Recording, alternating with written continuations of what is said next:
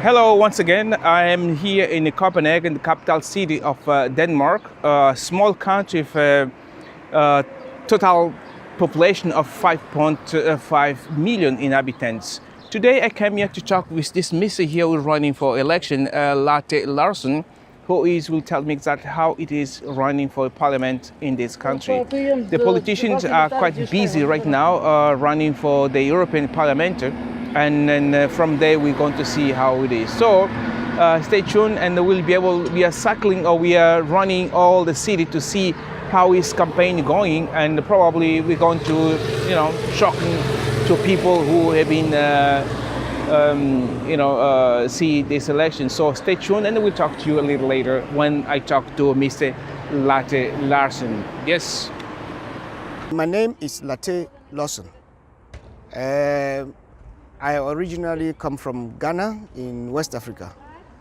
I've been here the last 38 years, and I started off somewhere in 1981. And I took education as a farmer, and I went on to progress myself. Finally, I got my Doctor of Philosophy, that's a PhD in research with the subject area of agricultural economics with specialty in animal health economics. I know last time you said that you were running for Member of Parliament. Yeah. Can you describe what it is, where you're running, from which party you're running as a Member of Parliament? Yeah, simply said, when I finished my PhD in 2003, I saw that there was the need that some of us who are quite doing okay in the society have to be engaged in politics. So I decided to become a member of the Radical Venstre in the Danish party, which is an old party from over 200 years ago. And in the English translation of the party is the Social Liberal Party. And I joined this party in 2004. And since then, I have been very active in party issues and participate in a couple of elections. I first stood up for the local municipal council election in 2009 for the first time. I did that again in 2013, where I also took part in the regional election as a candidate. Then I repeated the local council and the regional election in 2017. As of today, I am the assistant, number 2 assistant to the municipal council in Copenhagen. But apart from that, I am a current candidate for the parliamentary election, which is taking place on the 5th of June this year. So I'm really in a campaign mode as you talk to me now. And this is very important for me because I have got some experience about sitting at official places and those kind of things in politics. But politics is one thing. I have a life and I work with the Danish Ministry of Transport as a statistician with specialty in road traffic accidents, specialty in traffic accident. And I also represent Denmark in the EU Committee on Traffic Accident Data. And I'm also the coordinator for the WHO traffic accident group in Denmark. So that's briefly about what I do as an individual. But after this, apart from this, as I told you just before, I'm in a campaign mode for I want to participate. I'm participating in the campaign to be elected into the Danish Parliament. So why do you want to be a member of Parliament? I want to be a member of Parliament because I think there's the need that we, those who are foreigners in this country, we also heavily participated in the political process. It is not only the question of coming and working or coming and taking part of kind of voluntary work, getting a job and just be satisfied. But we have a whole bunch of political issues that are surrounding us. And if we don't participate, nobody is going to do it as effectively as we can do it ourselves, because we understand ourselves better than somebody else would do. And actually that has been my motivation for going to politics and to the level of parliamentary election, because that's where the laws are made. And then you already spoke with many Africans here in Denmark, probably in Scandinavia. What is the main problems do immigrants face here that make you to run to the parliament? The whole issue is the issue of immigration and the way we deal with refugees coming from wars, and how we deal with the immigrants coming into this country. Some people in Denmark had the notion that immigrants come here only to enjoy the benefits of the country. But that's not the way I see it, because immigrants contribute a lot to the society as we are today.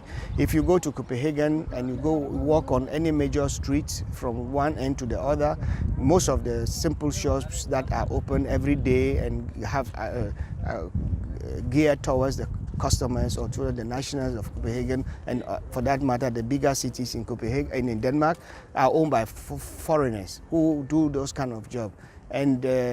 But there is the need that most Africans or foreigners who are here also establish businesses. But there is also a tendency that they don't feel that the society caters for their needs when it comes to finances or how to establish their companies and how to get it moving. And that's quite a lot of limitation for many of them. And that was the purpose of the conference I met you on recently. And my argument is that we cannot sit down and expect somebody to do things for us. If we are not part of the political structure, we are not going to be able to project our needs, because we need to project our needs effectively so that people can listen to us as part of the society. When rules are made, they are made also covering our special interests. Many people think that these things, they come automatically, especially among the foreign community, but they don't, because originally the laws of this country are made for the original Danes in this country. So if you come and you are part of it, yes, you should be part of the Danish population and participate on equal grounds, but there are still limitations for you because you are a foreigner. And if we want to have the laws adjusted to cater for that, we need to present our case. And that is exactly what I'm burning for to do. And then there is this issue of how immigrants are treated, who is supposed to come here, who is not supposed to come here. Especially one thing which touches my heart is the last couple of years we saw a lot of Africans drowning in the sea, in the Mediterranean Sea, in an attempt to cross over to Europe. And we know of people dying in the Sahara because they've been walking towards Europe. But this has a special reason. And my point is that we have for a long time on the African continent sold raw materials to the European continent without being able to transfer our raw materials to finished goods which can be sold at a better profit. By not doing that, we lack the income needed to develop our own countries.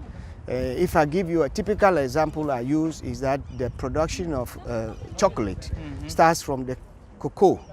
Ghana is one of the leading producers of cocoa, but when you go to Ghana today, you find one factory which makes cocoa. When I go to Belgium, I find so many factories which are making cocoa or chocolate. Yeah, but Belgium does not produce cocoa for chocolate. They have to import it. Of course, they import it from several places. But this lack of industries, this lack of transformation of the raw materials through the industries is the one which creates the problem of overabundance of unemployment in the countries. Of course, population increases also contributes to this. But if population increase is there and you are able to create jobs in terms of factories that can treat the raw materials produced in those countries, we will have a lot to save on human life. you can also interpret it in terms of climatic changes and any kind of problem structure. It's already touched about the African continent. Do you think what is happening in the continent, as you mentioned, like the example you gave, the chocolate, cocoa in Belgium and in Ghana, so what's the problem? The problem is the politicians in Africa which are not willing to sell the raw material in the right good price, or what is the problem? That's why we see like many Africans fleeing from Africa to Europe. Yes, to a greater extent, the problems of the African continent also depends on the politicians on the continent. This commitment to the development of the people is lacking to a greater extent. When you are in a market, I need something, so I just come to buy. The Europeans need to buy cocoa because they have the knowledge of how to change the cocoa into chocolates for their market. But if we, the African leaders, don't find out how to create these cocoa factories, chocolate making factories in their own countries, it is very difficult to blame the Europeans for that after so many years of independence. But of course, the reality is that our economies have been bounded and connected to the European continent through the era of slavery and colonialism.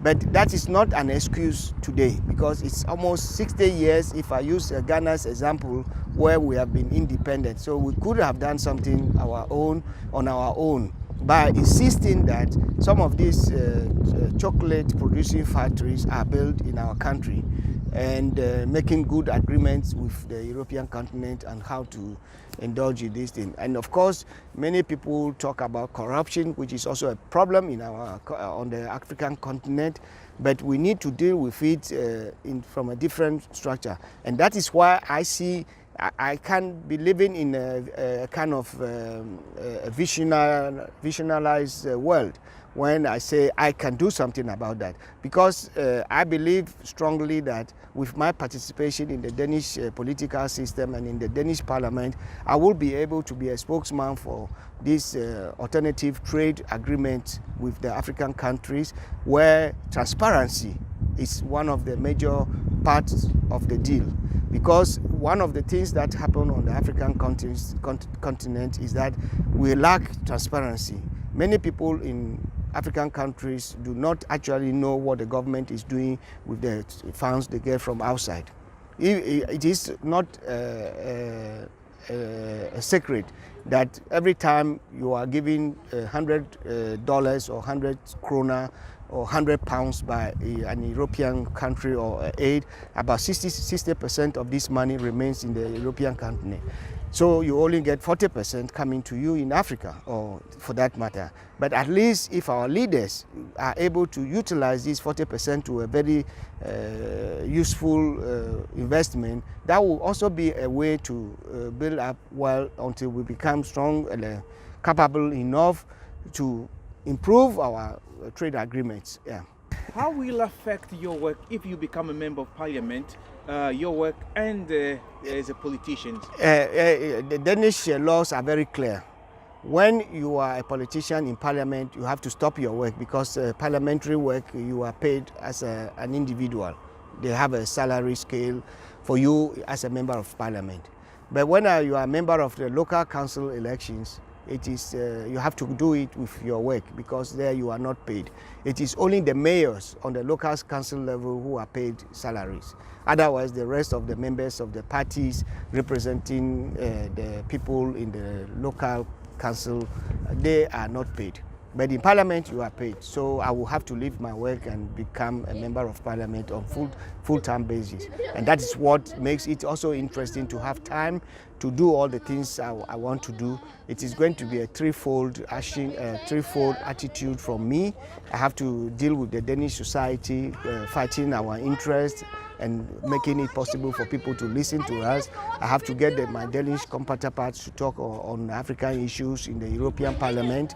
Then I have to be able to reach the African continent and speak to the dynamic leaders we have, so that we can, in cooperation, do something about the issue of African, the African problems in general. Yeah. Mm-hmm. I will go back a little bit to European Union.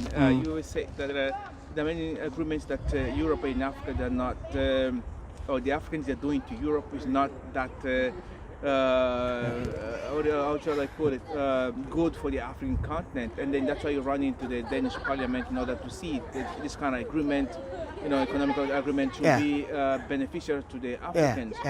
But do you think that why don't you run, for example, for European Parliament, where the decisions made for Europeans, then you'll have much access to Africa, Europe, or at least tell the people in European Parliament about this kind of agreement or what Africa is facing today? But that's a very tricky question, because my personal evaluation is that if I go through the Danish Parliament, then I'm able to exert influence from the Danish Parliament on the European policies. And we already have members from my party who are contesting for the European Parliament. And at the European Parliament, you have to integrate with a greater number of people. But if you do it from the state's point of view, then my hope is that it is more stronger to get the whole Danish Parliament to talk on our behalf rather than one party in Europe talking on African behalf. Right now we are in a situation where the voting this year is very critical. It's very critical because we have three foreign parties, three parties who are actually very negative to the immigrants in this country. And if we don't participate, we give them the urge to maltreat the immigrant population. That's why I think it's very important that my fellow immigrants in this country, if they have the vote, I mean those who are nationals, they should go out big enough and vote for us, for me, as a candidate for the Social Liberal Party. And if they don't feel about me personally, they can just vote for my party, because my party needs to be very big in Parliament to interact all these negative parties which are coming into the Parliament. We already have one there, but two more are agitating to come into Parliament, and that would be too much if we don't use our vote carefully. Because every time we have the possibility to vote and we don't vote, that means we transfer our votes to them. It's very simple mathematics. It's not any big deal. That is what happens here, especially when you have this proportional distribution of votes as it is in Denmark. So if you are Ghanaian, you are Togolese, you are Nigerian, or from the African continent, you are from the Middle East, or everywhere where you see yourself as a migrant here, and you don't vote, your vote is just transferred to the negative parties directly. Because the only way you can stop them is to vote, so that the vote percentage is so big that their votes become smaller. So vote for the Social Liberal Party and vote for Lartey Lawson. I need your votes.